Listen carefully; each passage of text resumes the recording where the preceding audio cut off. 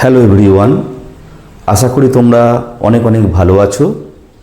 তো আজ এসেছি তোমাদের কাছে সূচকের 5টি অঙ্ক নিয়ে। এই অঙ্কগুলি মূলত ক্লাস 7, ক্লাস 9 যেখানে সূচকের চ্যাপ্টার রয়েছে সেখান থেকে আসে।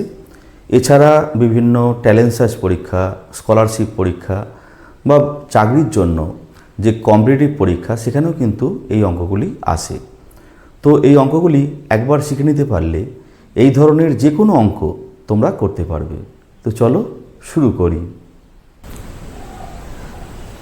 দেখো, 1 নম্বর অঙ্কে বলা হয়েছে যে 2 টু দি পাওয়ার 300 এবং 3 টু দি পাওয়ার 200 এদের মধ্যে কোনটি বড়, হুইচ ইজ বিগার, কোনটি বড়। এটা করার জন্য আমরা লিখেছি এখানে সূচক বা পাওয়ার বা ঘাত যেটা দেখতে পাচ্ছি 300, এটা 200। আমরা প্রথমে এই 300 এবং 200-র গসাগু বের করব, এই সিএফ। তো গসাগু বের করার অনেক নিয়ম আছে। তোমরা যদি ভাগ প্রক্রিয়ায় গসাগু বের করো তাহলে 200 আর 300 এদের গসাগু যদি তুমি বের করো, ভাগ প্রক্রিয়া যেমন বের করতে পারো, উৎপাদকের সাহায্যে বের করতে পারো। তো এখানে দেখো, যদি আমরা এভাবে করি, 100 দিয়ে যাচ্ছে 102, 103, তাহলে আমাদের এখানে গসাগু আসছে 100, কারণ 2 আর 3 কি আর কোনো সংখ্যা দিয়ে যাচ্ছে না। তাহলে 100 এখানে হচ্ছে গসাগু।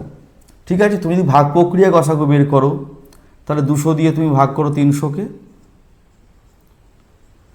200 একে 200, 100, 200, 102-এ 200। তার মানে তোমার গসাগু হলো কত? 100। ঠিক আছে, তো আমরা উৎপাদকের সাহায্যে করলাম, ভাগ প্রক্রিয়া করলাম। এবার এখানে দেখো, আমরা লিখতে পারি 2 টু দি পাওয়ার 300-টাকে 3 ইন্টু 100, এটাকে লিখতে পারি 3 টু দি পাওয়ার 2 ইন্টু 100। এখানে কি লিখব আমরা? 2 cube whole to the power 100 লিখতে পারি। কেন লিখতে পারি? কারণ আমরা জানি যে X to the power M into N, এটা মানে হচ্ছে X to the power M whole to the power N. এটা আমরা জানি, এটা হয়, তোমরাও জানো। তাহলে এখান থেকে কি পেলাম? আমরা পেলাম 8 টু দি পাওয়ার 100। সিমিলারলি এখান থেকে আমরা কি পাচ্ছি? 3 square whole to the power 100, 3 square মানে 9 টু দি পাওয়ার 100। এবার তুমি দেখো 8 two the power 100 R 9 two the power 100, এখানে কোনটা বড়? অবভিয়াসলি এটা বড়, কারণ এখানে 9 ইন্টু 9 ইন্টু এরকম করে 100 বার গুণ, আর এখানে 8 ইন্টু 8 ইন্টু করে 100 বার গুণ। তো যেহেতু 9 8-এর থেকে বড়, তাহলে এটা বড়, তার মানে এটা বড়।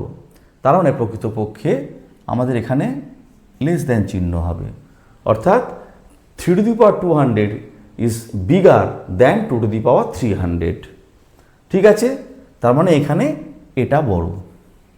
তো চলো পরবর্তী অঙ্কে যাওয়া যাক। 2 নম্বর অঙ্কে আমরা লিখেছি ঠিক একের অঙ্কের মতন। এবার আমরা 90 এবং 120, 90 এবং 120 এদের আমরা কী বার করব? এই সিএফ বের করব। এই সিএফ বের করলে আমরা কত পাবো? এখানে 30। দেখো, 90 দিয়ে ভাগ করছি 120-কে, 90 একে 90, 30, 90, 3390। তার মানে কত পেলাম আমরা? এই সিএফ 30। তাহলে এখানে 2 টু দি পাওয়ার 4 ইন্টু 30 লিখলাম, 2 to the power 4 whole to the power 30 লিখলাম। এই সূত্র অনুসারে 2 টু দি পাওয়ার 4 মানে 16 টু দি পাওয়ার 30। এখানে দেখো, এটা একই রকমভাবে করবো, 3 টু দি পাওয়ার 3 ইন্টু 30 সমান 3 cube whole to the power 30। ঠিক আছে, সমান 27 টু দি পাওয়ার 30। এখন 27 হচ্ছে বড়, 16 থেকে, তাহলে এটা বড়। ঠিক আছে, অর্থাৎ 390 is greater than 2 to the power 120, কারণ এখানে যেটা বেস, এখানে 16 আছে, 27 আছে। যেহেতু 27 ইজ গ্রেটার দ্যান 16, তাহলে 390 is greater than 2 to the power 120, অর্থাৎ 2 to the power 120 is less than 3 to the power 90। ঠিক আছে, এবার আমরা 3 নম্বর অঙ্ক করব। 3 নম্বর অঙ্কে 3 টু দি পাওয়ার 111 আর 4 to the power 74। At first we have to find out the HCF of 111 and 74, অর্থাৎ আমরা 111 এবং 74 এদের গসাগুটা বের করব। তো লিখি আমরা 74 111, এদের HCF কত বেরোবে আমরা বার করব। এখানে দেখতেই পাওয়া যাচ্ছে 37 আসবে, তবু দেখে নাও 74 111, একে 74 7 3 74 274, তাহলে 37 বেরোলো 37। তাহলে এখানে কি করব আমরা 3 টু দি পাওয়ার, আমরা এখানে করব 3 ইন্টু 37 সমান 3 to the power 3 whole to the power 37 equal to 27 to the power 37। এখানে কত করব, এখানে কি করব 4 টু দি পাওয়ার 2 ইন্টু 37 সমান 4 to the power 2 whole to the power 37 equal to 16 to the power 37। দেখো ঠিক আগের অঙ্কের মতন এখানে 27 এসেছে, এখানে 16 এসেছে, বেসটা আলাদা কিন্তু পাওয়ারটা সেম আছে। তো যেহেতু 27 ইজ গ্রেটার দ্যান 16, তাহলে 3 to the power 111 is greater than 4 to the power 74, তাহলে এখানে এটা বড়, অর্থাৎ এটা গ্রেটার দ্যান বসবে। ঠিক আছে, অর্থাৎ এটা বড়, এই সংখ্যাটা কিন্তু বড়, এটা ছোট যেহেতু এটা বেসটা ছোট আছে। তো চলো 4 নম্বর অঙ্ক করি। এখানে 4 টু দি পাওয়ার 30 আছে আর 5 টু দি পাওয়ার 20 আছে। 30 আর 20 এদের গসাগু আগের মতো আমরা যদি বের করি আমরা দেখব 10 আসছে। ঠিক আছে, অর্থাৎ HCF অফ 20 and 30 is 10।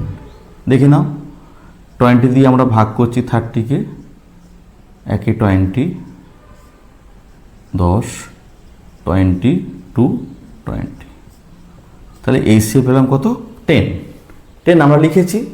অর্থাৎ এখানে পাওয়ারটাকে আমরা সেভাবেই সাজাবো। তাহলে 4 টু দি পাওয়ার কি লিখব 3 ইন্টু 10, তার মানে 4 to the power 3 whole to the power 10, এটা হচ্ছে 4 টু দি পাওয়ার 3 মানে 64 to the power 10, 5 to the power 2 into 10 সমান 5 square whole to the power 10 25 to the power 10। তো যেহেতু 64 ইজ গ্রেটার দ্যান 25, তাহলে 64 to the power 10 is greater than 25 to the power 10, তাহলে এখানে এটা বড়, তার মানে এটা গ্রেটার দ্যান বসবে। ঠিক আছে, তাহলে যদি তোমরা এই অঙ্কগুলি বুঝে থাকো তাহলে এখানে কি চিহ্ন বসবে, গ্রেটার দ্যান না লেস দ্যান, অর্থাৎ হুইচ ইজ বিগার, এটা তোমরা করে কমেন্টসে জানাও। যদি ভিডিওটি তোমাদের ভালো লেগে থাকে অবশ্যই চ্যানেলটিকে সাবস্ক্রাইব করবে এবং পাশে থাকা বেল আইকনটিকে অবশ্যই প্রেস করে দেবে, যাতে নিত্য নতুন এই ধরনের ভিডিও আপলোড করার সাথে সাথে তোমরা সবার আগে পেয়ে যাও। তোমরা সবাই খুব ভালো থেকো, ধন্যবাদ।